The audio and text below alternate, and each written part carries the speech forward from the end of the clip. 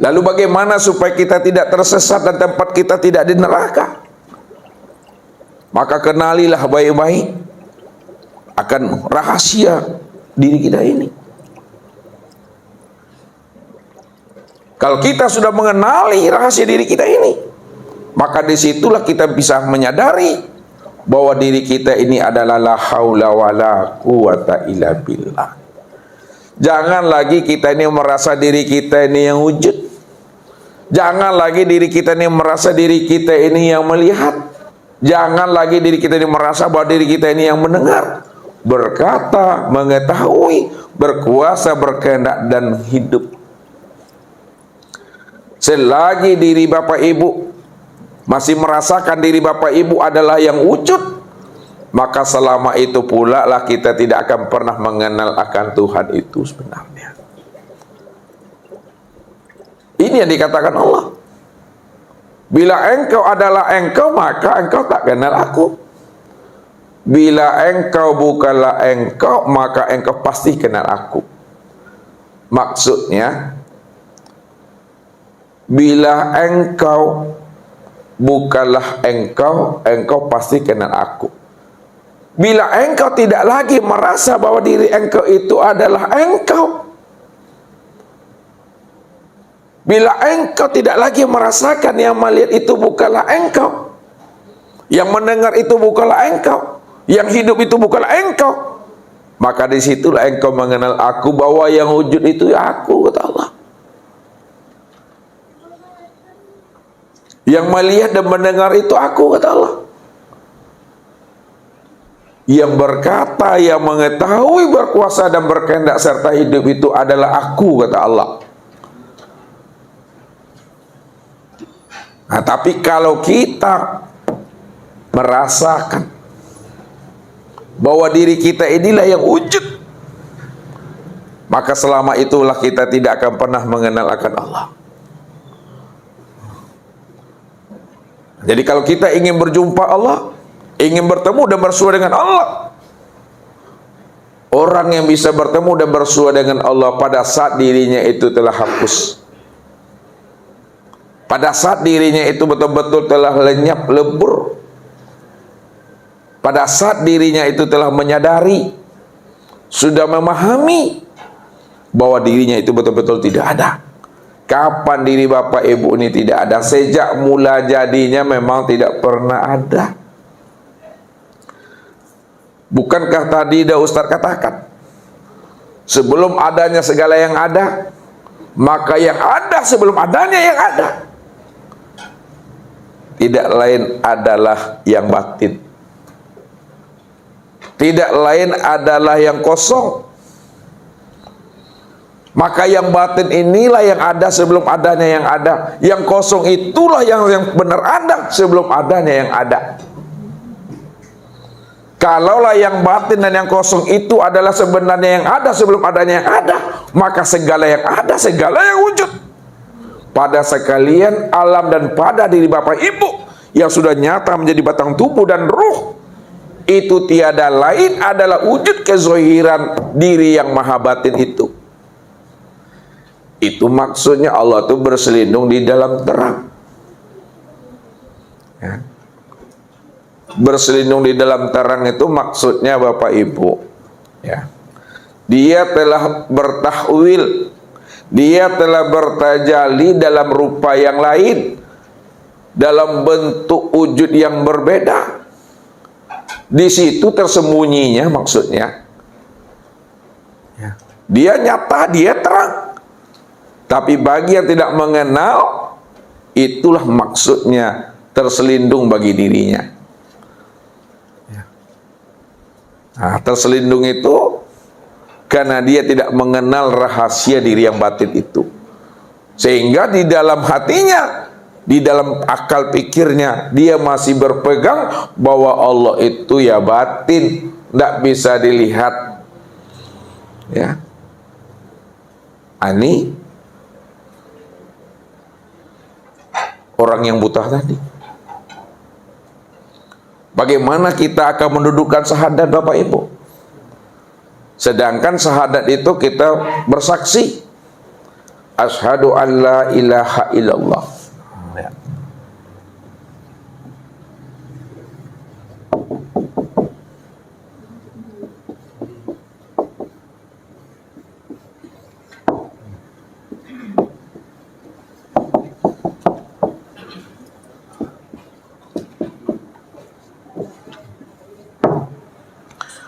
Asyhadu an la ilaha illallah.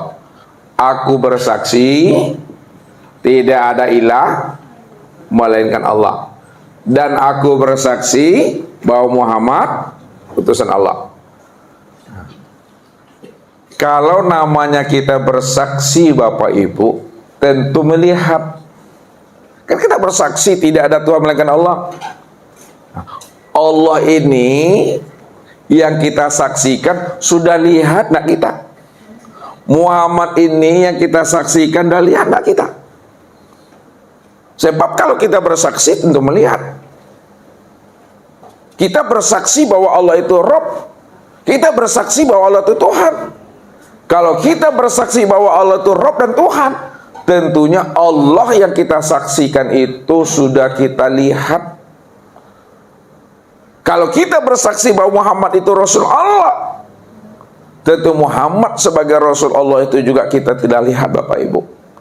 Kalau kita belum lihat, saksi apa namanya itu? Saksi palsu tuh. Kamu bohong kata Allah. Engkau katakan engkau bersaksi kepada aku. Engkau katakan engkau sudah kenal dengan aku. Tapi kamu sendiri belum mengenal akan aku. Padahal setiap nama yang kita sebut pasti ada wujudnya. Setiap nama yang kita sebut ada orangnya. Tak jauh-jauh mengambil contoh Ustaz. Disebut spidol ini wujudnya. Disebut spidol ini orangnya. Disebut mic ini wujudnya. Disebut mic ini orangnya. Disebut papan tulis ini orangnya, ini wujudnya. Apa yang kita sebut tadi, nama yang kita sebut itu spidol, ini orangnya. Nama yang kita sebut itu mic, ini orangnya. Nama yang kita sebut itu papan tulis, ini orangnya. Begitulah kita. Kalau kita menyebut Allah, kita menyebut Muhammad, mana yang orangnya itu? Kalau kita tidak kenal, berarti kita itu masih dalam keadaan buta Bapak Ibu. Ini yang Ustadz maksudkan itu. Mengenali Tuhan itu bukan hanya sebatas mengenali namanya, tapi kenalilah diri yang punya nama yang kita sebut tuh. Kalau kita sudah mengenali diri punya nama yang kita sebut, barulah itu disebut namanya pengenalan yang sempurna, pengenalan yang hakiki. Maka Allah yang kita sebut sebagai Tuhan. Orangnya itu yang mana, dirinya itu yang mana. Diri yang bernama Allah itu, ini yang disebut namanya dengan Muhammad. Allah yang kita sebut nih, mana orangnya, mana dirinya, mana wujudnya. Itulah Muhammad. Siapa Muhammad? Muhammad itu yang Rasul. Siapa Rasul? Yang Rasul itu tiada lain adalah Allah itu sendiri. Makanya Muhammad dengan Allah itu esa dia. Satu, tunggal. Ya. Kalau diuraikan dia satu-satu Bapak Ibu, lihat Tuhan. Ya. Nama daripada diri Tuhan itu, ya, nama daripada dirinya itu adalah Allah. Nama daripada diri Tuhan itu Allah. Sedangkan nama daripada wujud Tuhan yang bernama Allah itu Muhammad. Dan nama daripada rupa wujud Tuhan itu bernama Adam. Sedangkan rahasia daripada diri Tuhan itu disebut insan. Insan, Adam, Muhammad, Allah.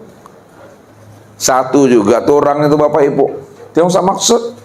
Jangan dipisahkan. Kenapa satu juga orangnya, satu juga wujudnya? Karena memang dia yang berdiri dengan sendirinya.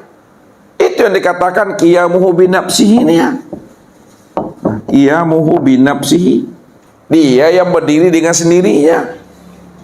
Makanya Dikatakan Allah tuh namaku, Muhammad itu nama wujudku, Adam tuh nama rupaku, insan tuh nama rahasia diriku. Aku yang berdiri dengan sendirinya, kata Allah. Kan sudah terang tuh Bapak Ibu, sudah nyata itu.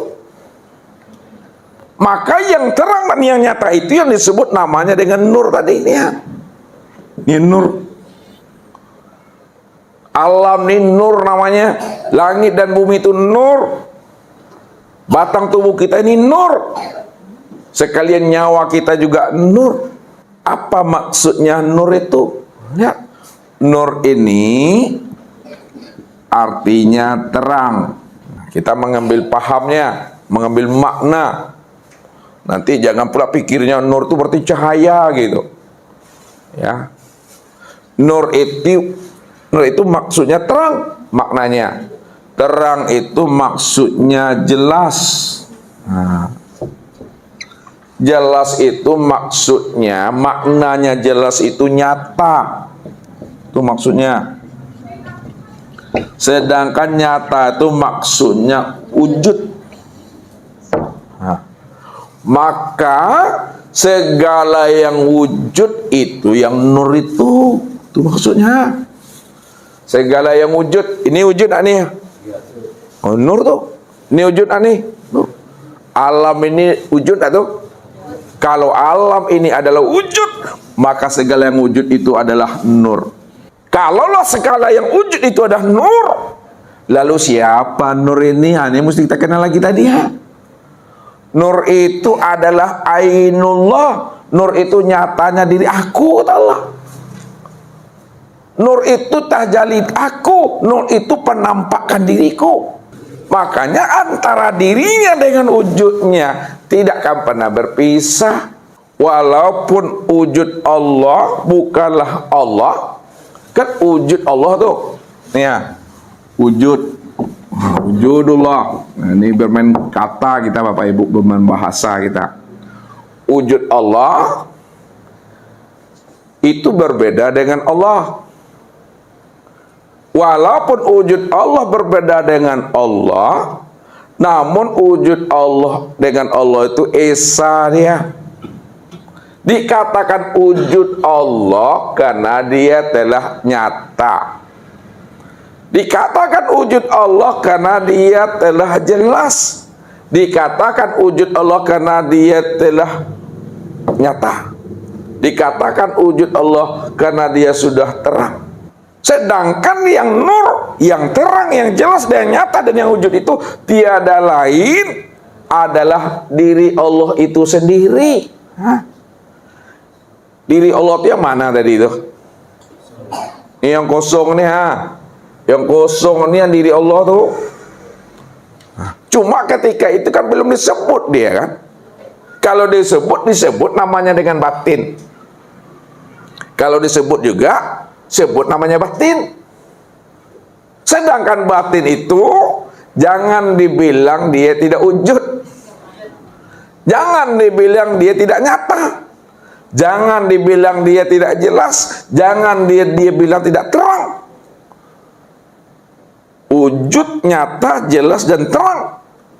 Tapi ketika itu masih dalam keadaan kosong, dalam keadaan hampa, dalam keadaan tiada, dalam keadaan batin. Kenapa? Karena dia belum mentajalikan dirinya. Nah, itu maksudnya. Andai kata Ustadz rubah bahasa Ustadz, Ustadz rubah kalimat Ustadz, andai kata Allah belum mentajalikan dirinya, apakah dirinya itu belum nyata, Pak? Nyata dia. Andai kata dia belum menzahirkan dirinya, apakah dirinya belum zahir? Zahir, tapi dalam keadaan batin. Itu maksudnya Tuhan. Kan udah dikatakan tadi, batin jangan dibilang tidak ada. Batin itu ada. Kosong jangan dibilang tidak ada. Kosong itu ada. Hampa jangan dibilang tidak ada. Ada dia. Tapi belum bisa dikenal, belum bisa disaksikan. Itu maksudnya. Ini untuk penzahiran ilmu aja Bapak Ibu. Itu yang saya maksud. Walaupun dia tidak mentajalikan dirinya, walaupun dia tidak menzahirkan dirinya itu betul-betul udah nyata. Dirinya itu betul-betul zahir, dirinya itu betul-betul jelas dan terang.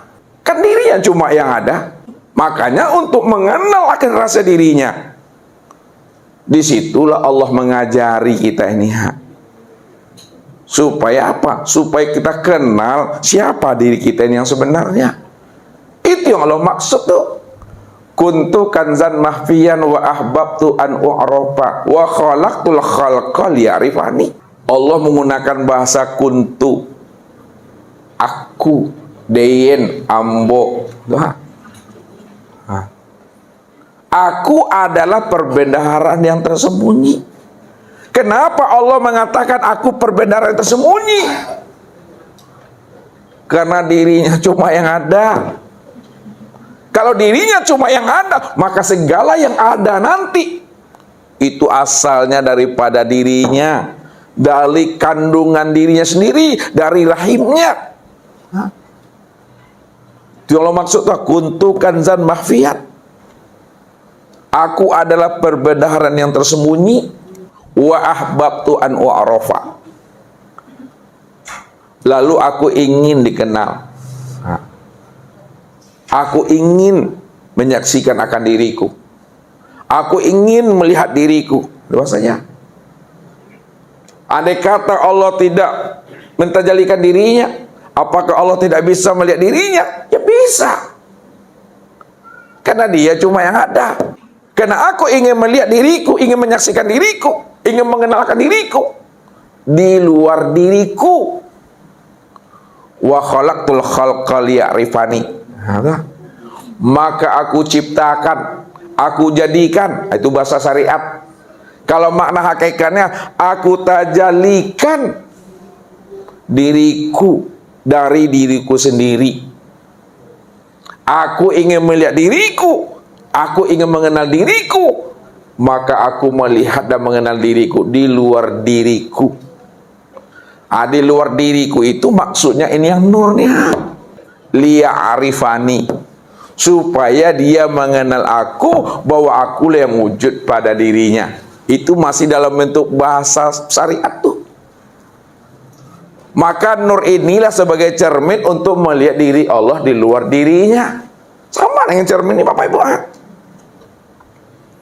Ustadz ingin melihat diri ustadznya, ingin melihat wajah ustadz, ingin melihat rupanya ustadz, ingin melihat seluruh batang tubuh ustadz.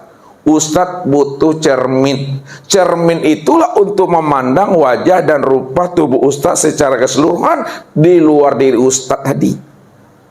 Yang menjadi pertanyaannya, samakah diri ustadz yang di dalam cermin itu dengan yang di luar cermin? Sama Bapak Ibu. Maka untuk memandang diri ustadz nih, melihatnya itu di dalam cermin. Kalau ustadz yang bercermin, mungkinkah ada diri yang lain lagi di dalam cermin tuh? Tidak ada. Kalau tidak mungkin, karena ustadz cuma yang berdiri, yang bercermin, maka diri ustadz lah yang nampak pada cermin itu. Namun yang hakiki yang mana? Ini lagi. Yang hakiki. Yang hakiki yang diri ustadz itu, yang di luar cermin atau yang di dalam cermin? Yang di luar cermin itu yang hakiki. Namun yang di dalam cermin itu sebagai apa? Bayang-bayang, kenyataan, wujud, rupa namanya tuh. Itu yang nur tuh. Itu yang disebut Muhammad. Ini yang disebut namanya Ahmad. Makanya tidak berpisah yang di luar cermin dengan yang di dalam cermin. Itu maksudnya, di dalam batin ada zohir, di dalam zohir ada batin.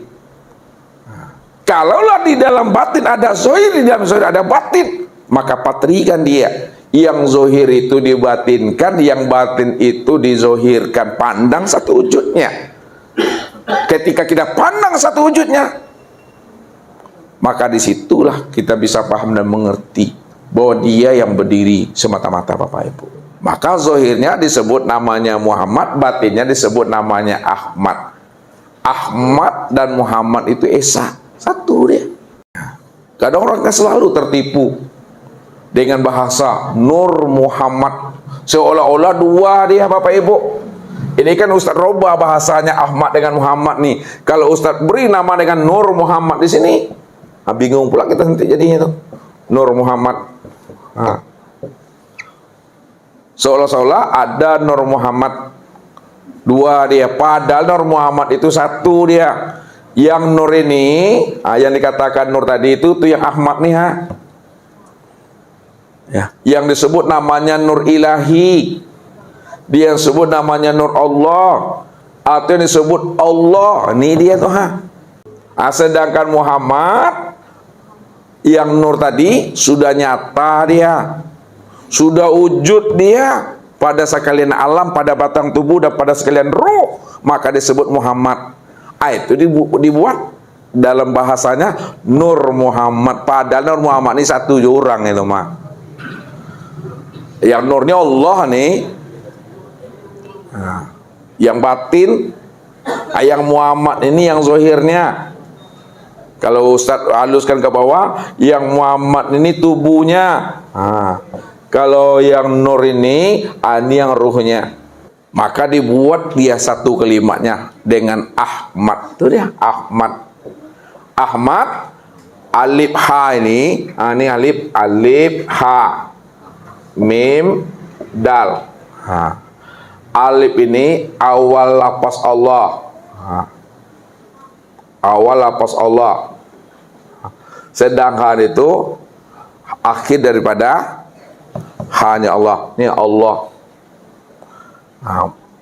Mim dal, mim awalnya Muhammad, dal ini akhirnya Muhammad. Ini yang sebut Allah Muhammad disingkat namanya dengan Ahmad. Ya, Ahmad.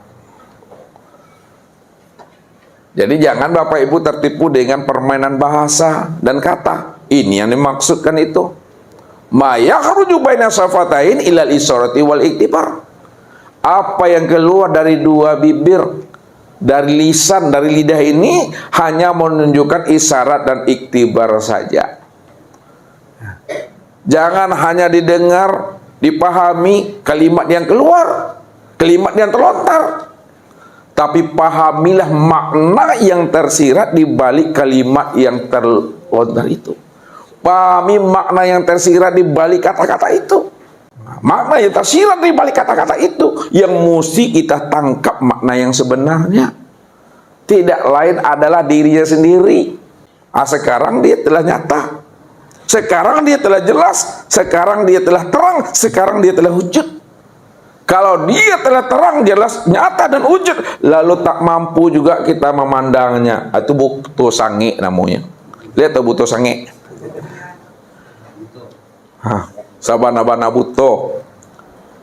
Di mana letaknya? Contoh, kalau benang Pak Haji, benang sudah jadi baju dia, ya, perlukah baju itu mencari-cari benang Pak Haji? Tidak perlu. Kenapa tidak perlu baju cari-cari benang lagi? Karena benang itu sudah nyata pada baju itu yang benang tuh. Jadi kalau untuk memandang benang, kemana mandangnya? Kepada baju tak? Maksudnya apa tuh? Kalau sudah terpandang baju tuh, maka otomatis sudah terpandang benang tuh. Ini kalau betul lah benang itu sudah nyata pada baju, lalu ada di antara Bapak Ibu ini yang tidak mampu memandang benang itu nyata pada baju, itu butuh sange namanya itu. Butuh sange, sange butuh, betul-betul buta. Sekarang Allah udah nyata, Allah udah terang, Allah telah wujud. Nyata dan terangnya wujud itu pada segala alam nih, pada diri kita. Lalu tak mampu juga kita memandang Allah dan nyata pada sekalian alam dan pada diri, itu butuh sangi itu. Itulah makna yang Ustaz katakan tadi, batin. Batinnya Allah itu tiada tersembunyi. Kenapa Allah itu batin tiada tersembunyi? Karena dia itu sudah nyata pada wujud yang berbeda, sudah nyata pada wujud yang lain. Wujud ini ya, nih semuanya tuh. Maka kenalilah kewujudan Allah itu, kenalilah kezahiran Allah itu, kenalilah nur Allah itu, Bapak Ibu.